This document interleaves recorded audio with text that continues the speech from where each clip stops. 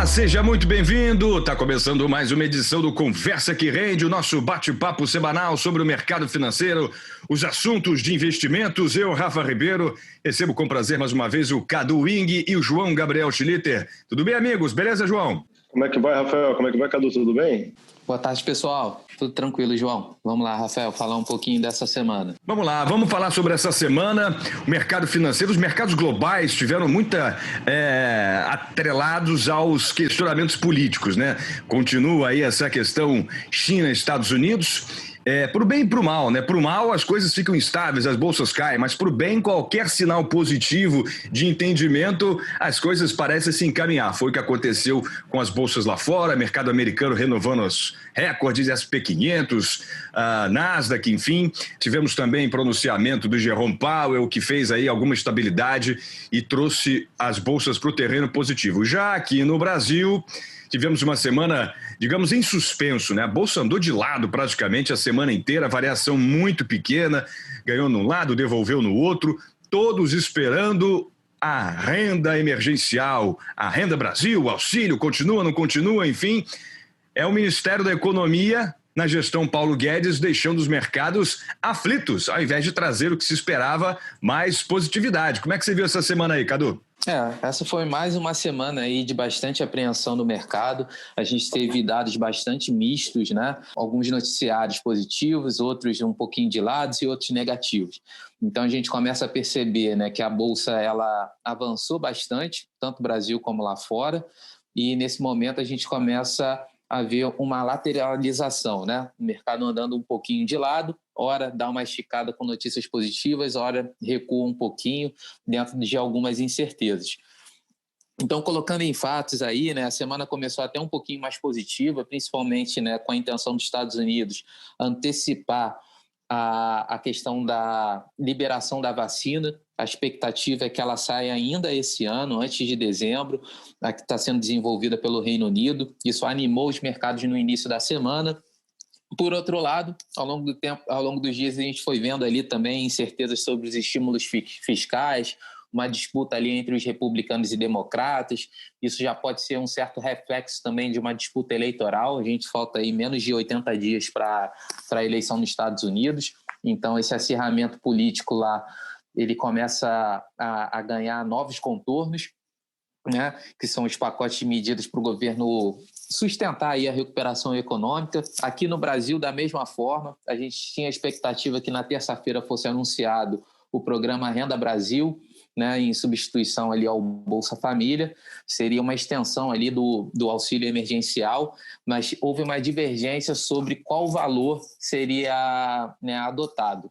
Então, a proposta inicial pela equipe econômica do Paulo Guedes era um valor de R$200, foi considerado baixo, e isso traz novamente uma preocupação com a política fiscal, de você manter o teto, você não ultrapassar ali os gastos, e o que se questiona é de onde vão ser retirados esses recursos para fazer frente, né, aos pagamentos desse auxílio emergencial. Tudo isso fica nesse cenário, né, conturbado. Se especulou durante essa semana até uma possível saída do Paulo Guedes, né? Sempre que tem alguma divergência entre a equipe econômica e o executivo, né, ali o presidente, sempre se especulou essa saída. Até hoje não aconteceu. Logo depois teve um pronunciamento, né, de que ele continua no cargo, continua forte ali. Então, acredito que isso não venha acontecer, ele vai seguir ali dentro do cargo. A gente teve o programa Casa Verde e Amarela anunciado, que é uma redução de juros para os financiamentos da região Norte e Nordeste, que é bastante positivo, principalmente ali para o setor imobiliário. A pesquisa Focus ela continuou mostrando uma perspectiva positiva para o PIB, foi a 8ª revisão para cima, e o IPCA também foi ajustado para cima, mas permanecendo ainda num patamar bastante baixo, que dá uma tranquilidade grande. Essa semana a gente teve, né, o pronunciamento na quinta-feira do Jerome Powell, mudando a política, né, de inflação nos Estados Unidos, então permitindo, né, que a inflação ela permaneça um pouco acima de 2% durante tudo, para que na média ali você fique dentro, compensando um pouquinho a inflação baixa que a gente teve nos últimos anos. Então isso traz uma perspectiva de juros mais baixos durante um período né, maior nos Estados Unidos, automaticamente isso refletiu no dólar. O dólar acabou recuando um pouquinho em frente a outras moedas, o euro avançando. A gente percebeu também um avanço do ouro em função disso. Então, essa liquidez muito grande no mercado, isso deve permanecer. E dentro de todos esses dados, né, a gente teve índice de confiança do consumidor nos Estados Unidos reduzindo, mostrando um enfraquecimento, veio de 92,5 recuando para 84,8. Então, isso traz um alerta também em relação a essa retomada econômica, se vai permanecer. O que fica muito claro, que a gente consegue observar, é que essa retomada rápida, tanto na economia doméstica, aqui a gente falando do Brasil, como lá fora, ela teve muito associado a essas políticas emergenciais, a esse incentivo, a essa injeção de liquidez. Conforme isso vai encerrando, vai chegando perto, né, do limite dos programas, se questiona muito se essa recuperação ela vai permanecer. O que a gente começa a observar é uma certa desaceleração em alguns lugares. Então, tem essa preocupação que fica no radar, né? Não tem como a gente não olhar para isso. A gente viu na Alemanha também, né, dados divergentes, sentimento das empresas aumentando um pouquinho. Por outro lado, quando você olha ali para os dados do consumidor, teve um recuo. A gente teve uma queda importante também do PIB da França, teve uma queda de 13,8%. Então, a gente vai vendo essa dualidade de dados, né? Ora positivos, ora negativos, que gera para o mercado, né, uma certa cautela. É isso que a gente deve continuar observando nas próximas semanas. Perfeito. Panorama completo aí do Cadu em relação a essa semana. Queria trazer o João para comentarmos essa questão mais interna, né? A política realmente esbarrando nos mercados financeiros. A economia não consegue dar respostas consistentes para os investidores. E não tem nada pior para quem vai investir do que a falta de previsibilidade, né, João? Vai ter o Renda Brasil, não vai ter, de quanto que é o auxílio emergencial, vai ser prorrogado, e o ministro Paulo Guedes fica, não fica, fura o teto de gastos, o Bolsonaro, o presidente Jair Bolsonaro, com suas pretensões políticas, antecipando o debate eleitoral, de olho na popularidade que trouxe essa renda emergencial. Complicado, né, João? Rafael, mas é uma coisa que eu sempre gosto de levantar em relação ao investidor, tudo depende de que tipo de investidor você é também, né? Quando você é aquele investidor de curto prazo, day trade, esse pessoal que gosta de um pouco mais de risco, realmente a gente tem que ficar atento a todos esses ruídos que acontecem no mercado. Mas o investidor de value invest, aquele que pensa no longo prazo, em crescimento de valor, se você reparar, o Brasil sempre passa por problemas econômicos, políticos e N outros aí, tanto internos quanto externos, ao longo das décadas, né? E você vê que temos empresas aí resilientes que crescem e continuam inovando ao longo do tempo. Então, assim, temos que realmente também saber separar o que é realmente sinal do que é ruído, parafraseando Nate Silver, né, famoso estatístico americano. O que acontece? Se a gente observar que as empresas estão sempre se adaptando a cenários diferenciados, a gente tem que ver realmente as empresas estão mais preparadas, com equipes preparadas, estão inovando e se adaptando aos diferentes cenários e estão gerando caixa e lucratividade ao longo do tempo. Então, temos que, quando formos olhar para os nossos investimentos, pensando no longo prazo, que geralmente, quer dizer, que normalmente essa é a estratégia mais vencedora, temos que realmente observar as empresas resilientes e fatores específicos delas em relação ao cenário que elas estão atuando, e não ao contrário. Obviamente, no curto prazo, a volatilidade do mercado acaba assustando bastante e deixando os investidores com o coração realmente oscilando pra caramba, mas a gente tem que saber separar realmente o que é informação relevante do que não é, para nunca tomar decisões extremamente desesperadas, sem nenhum fundamento, que às vezes uma decisão política qualquer, algum fator de curto prazo, que não vai afetar em nada os fundamentos das empresas no qual investimos, e aí, com um desespero, a gente acaba saindo de uma posição de uma estratégia vencedora. Então, por isso que o mais importante é saber filtrar esse excesso de informações que temos hoje, no qual, acho que como qualquer ser humano moderno, a gente é bombardeado a todo momento de informações em tempo contínuo, dos quais a maior parte não são relevantes. Perfeito. Bom, eu queria trazer um assunto que está pipocando realmente no mercado financeiro, sobretudo depois de uma retomada do índice Bovespa, né, da Bolsa de Valores. De modo geral, a Bolsa tem tido bons rendimentos aí desde abril, desde a hecatombe que aconteceu em março. E 2020 prometia ser o ano dos IPOs, né? E, de certa forma, não vamos dizer que cumpriu esse objetivo, porque realmente a pandemia acabou mudando o plano das empresas. Mas temos várias empresas que estão abrindo o seu capital na Bolsa de Valores. Só para se ter uma ideia, em 2019 tivemos 5 IPOs, né? Boa parte já no segundo semestre. Esse ano já temos vários IPOs que aconteceram, né? Outros que podem acontecer. Para se ter uma ideia, 23 empresas demonstraram interesse em fazer IPOs na B3 esse ano. Outras ainda poderiam fazer essa oferta pública de ações, colocarem os seus negócios na Bolsa. O que é interessante notar nesse fenômeno é o seguinte, né?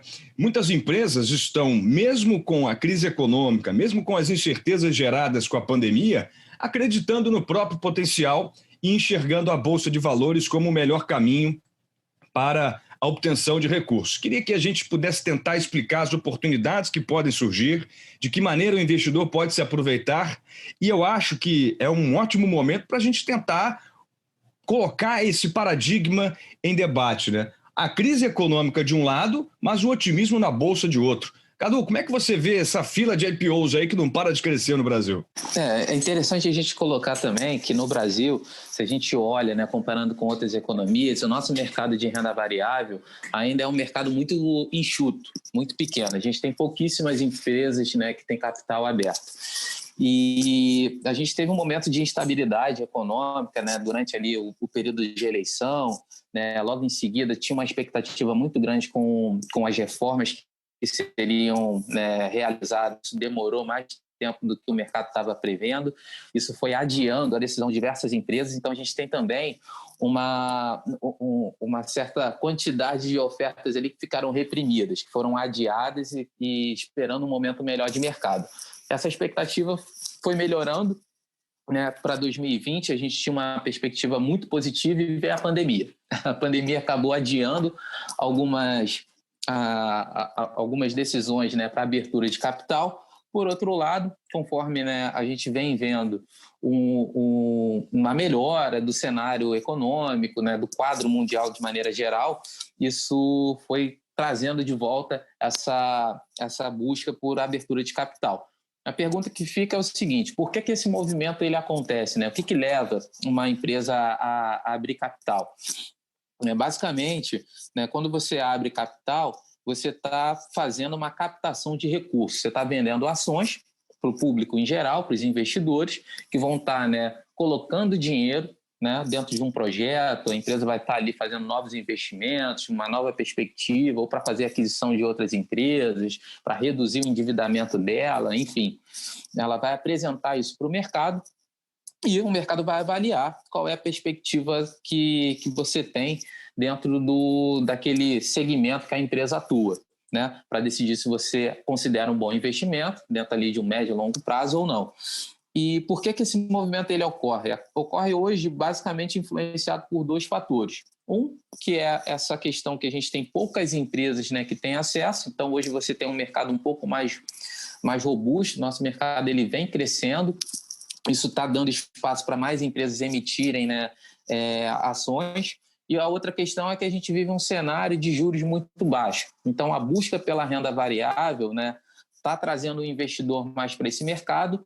E quando você vai buscar outras alternativas de financiamento dessas empresas, que seria ali dentro do setor bancário, né, você tem uma dificuldade para você conseguir fazer essa captação. É um custo elevado. A gente sabe que tem custo também para você abrir capital. Imagina os bancos, se você tem um custo elevado para você ter acesso a crédito, é difícil.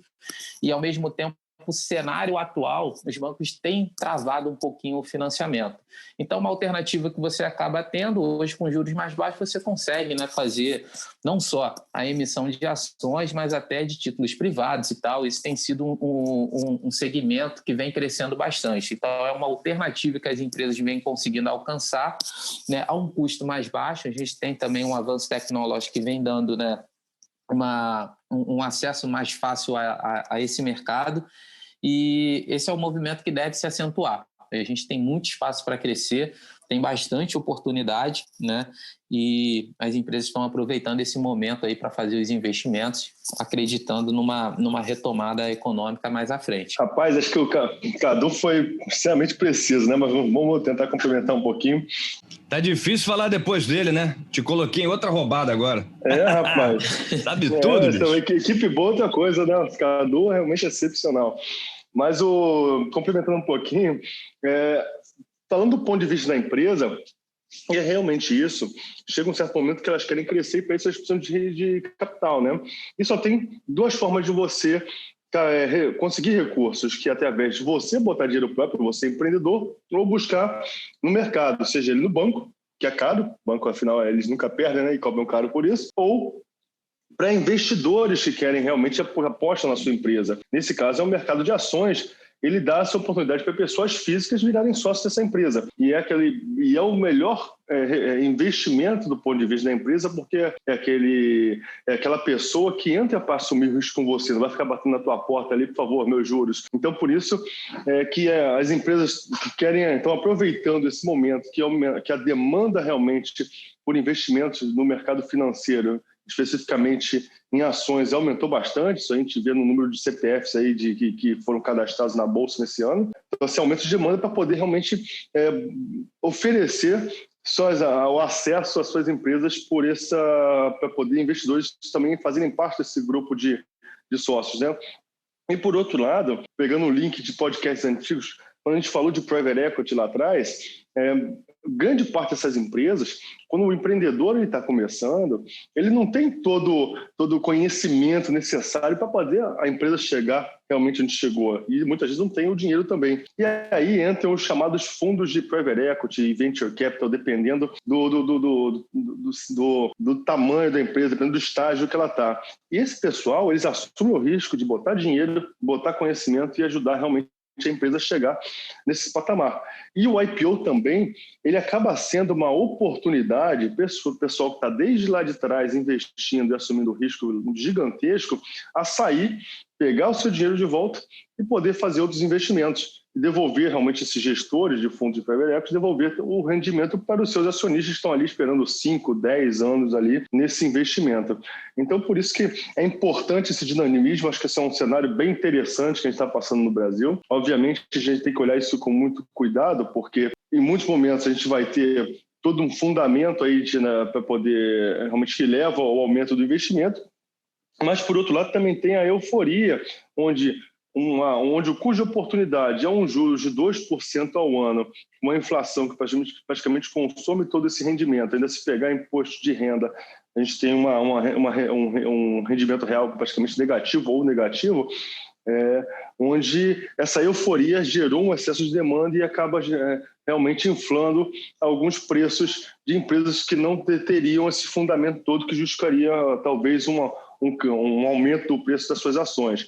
Então, é uma coisa que tem que tomar muito cuidado, realmente, que as pessoas entrem com muita cautela e muita informação antes de assumir certos compromissos, fazer certas apostas, assim dizendo. É interessante. E temos aí de 30 a 50 empresas, né, entre IPOs e ofertas subsequentes de ações. Temos aí até 50 empresas, né, podendo lançar mais ações no mercado. Pelo menos 9 vão retomar os planos para abrir capital agora no segundo semestre, né? A gente teve aí IPOs em agosto da Drogas 1000, né, a D1000, as lojas Quero também, mas tem na fila aí Ambipar, BR Partners, tem a Pague Menos, a Pets, né, aquela rede de lojas e produtos veterinários, a Riva 9, o Grupo Soma também fez seu IPO. Enfim, é realmente uma oportunidade imensa que o investidor precisa ficar atento. Tem ótimas empresas que podem estar pintando no mercado e é uma lacuna, né, do mercado acionário brasileiro, né? Temos realmente um mercado muito enxuto, como lembrou bem o Cadu, e é uma oportunidade imensa. E essa dicotomia entre mercado financeiro e crescimento econômico, geralmente, né, as empresas, claro, aproveitam um bom momento econômico para se lançarem, para ampliarem suas produções, para aumentarem seu capital, né? Mas, de certa forma, há uma confiança na retomada econômica depois de todos os problemas que aconteceram, né? Então, é realmente um ótimo momento para ficar ligado nos IPOs, porque oportunidades de investimento surgem e empresas que realmente têm tudo para conseguirem manter aí a sua linha de lucros e dividendos, serem, sem dúvida, oportunidades incríveis. É isso, senhores. Vamos fechar a régua, passar a conta. Obrigado demais aí pela gravação de mais um Conversa que Rende. Cadu Wing, obrigado, Cadu. Até semana que vem. Obrigado, Rafael. Obrigado, pessoal. Até semana que vem. Obrigado, João Gabriel Schlitter. Valeu, João. Um abraço. Obrigado, pessoal. Mais uma vez um prazer estar com vocês, hein? Legal, o prazer foi nosso. Muito obrigado pelo prestígio da sua audiência. Te encontro semana que vem. Até a próxima. Tchau, tchau.